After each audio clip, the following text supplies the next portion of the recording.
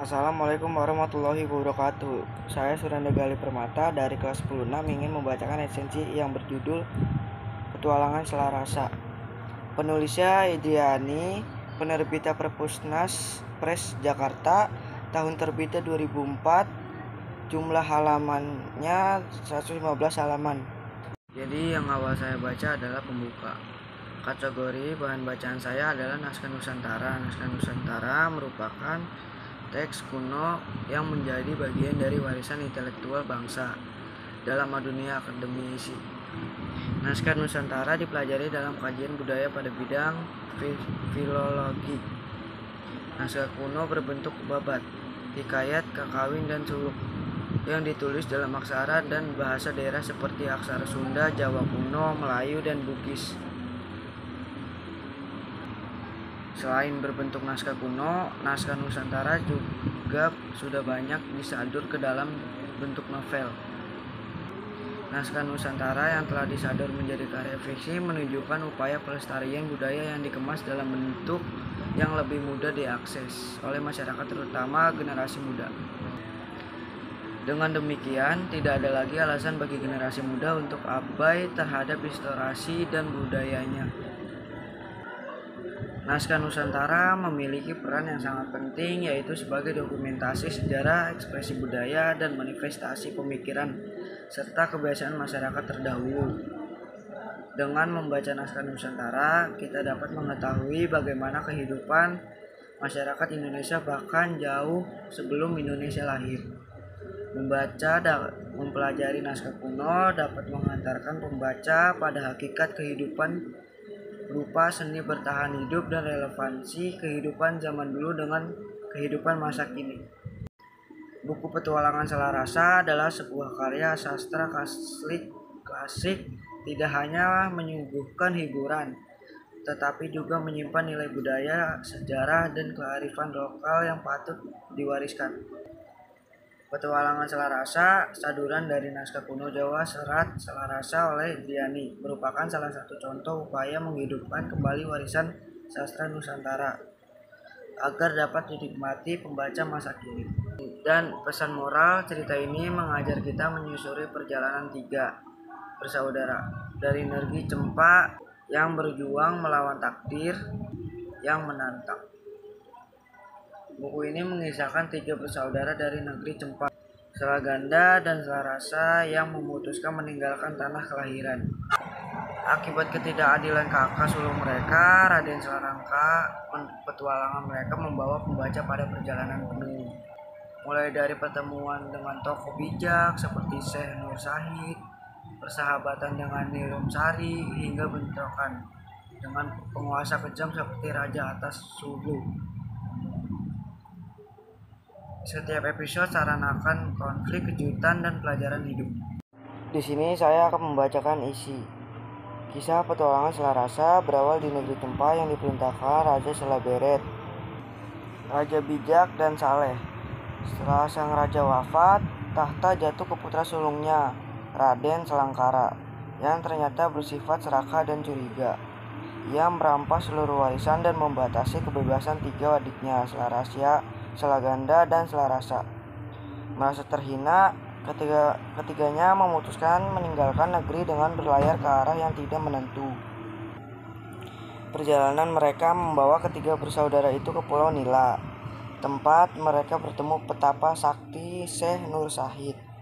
Petapa ini memberi mereka 3 helai rambut ajaib untuk menghilangkan rasa lapar, serta pesan bahwa mereka akan menghadapi banyak bahaya, namun akan selamat jika ikhlas menjalani takdir.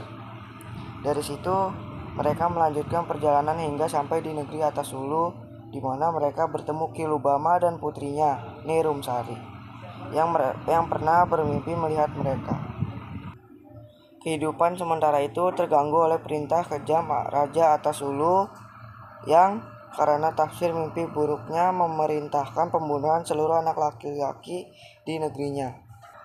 Demi keselamatan Ki Lubama, menyuruh Nyi Rumsari pergi bersama ketiga bersaudara itu. Pelarian mereka penuh tantangan, termasuk melewati penjagaan ketat dan menghadapi bahaya yang mengancam nyawa. Ni Rumsari membuktikan keberaniannya dengan menggunakan ilmu sirap untuk menipu para penjaga.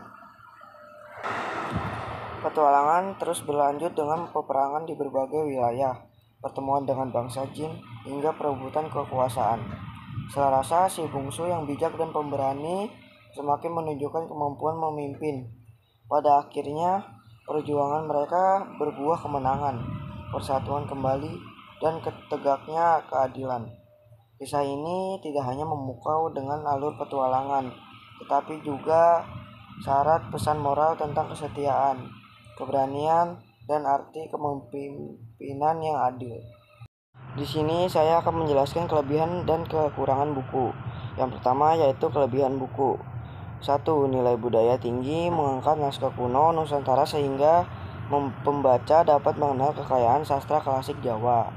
Kedua, bahasa mengalir meski berasal dari tembang, mencapat. Saduran ini disajikan dalam bentuk prosa yang ringan diikuti pembaca modern. Ketiga, nilai moral dan kepemimpinan mengajarkan pentingnya keadilan, kerjasama, keberanian, serta sikap ikhlas terhadap takdir. 4. Deskripsi detail penulis mampu menggambarkan latar tempat dan suasana dengan jelas, seperti keindahan Pulau Nila atau suasana istana. Kemudian di sini ada kekurangan buku. Yang pertama, beberapa bagian terasa panjang dengan deskripsi yang berulang, yang mungkin memperlambat alur bagi pembaca yang menginginkan ketegangan cepat. Kedua, tokoh pendukung cukup banyak sehingga memerlukan perhatian ekstra untuk mengingat perannya masing-masing. Di sini saya akan membacakan penutup atau kesimpulan. Petualangan Selarasa bukan sekedar kisah hiburan, tetapi juga sebuah karya yang memperkenalkan kembali nilai-nilai luhur dari naskah kuno Jawa.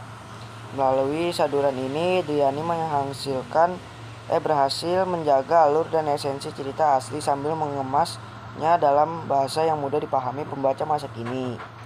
Kehadiran tokoh-tokoh dengan karakter yang kuat dan latar cerita yang kaya membuat pembaca larut dalam petualangan yang penuh kejutan. Nilai moral yang tersirat di sepanjang cerita menjadi kekuatan utama buku ini. Pesan tentang keadilan, kesetiaan para saudara, keikhlasan menerima takdir, dan keberanian menghadapi tantangan sebuah relevan bagi semua generasi. Selain itu, penggambaran tradisi dan budaya Jawa yang kental menjadi nilai tambahan yang memperkaya wawasan pembaca. Dengan alur yang seru dan syarat makna, petualangan Selarasa layak dibaca oleh pelajar, pecinta sastra, dan siapapun yang ingin mengenal kekayaan sastra Nusantara. Buku ini membuktikan bahwa kisah klasik tetap memiliki tempat di hati pembaca modern, asalkan dihadirkan dengan sentuhan yang tepat, menghargai sumber aslinya. Itu cerita dari resensi saya. Wassalamualaikum warahmatullahi wabarakatuh.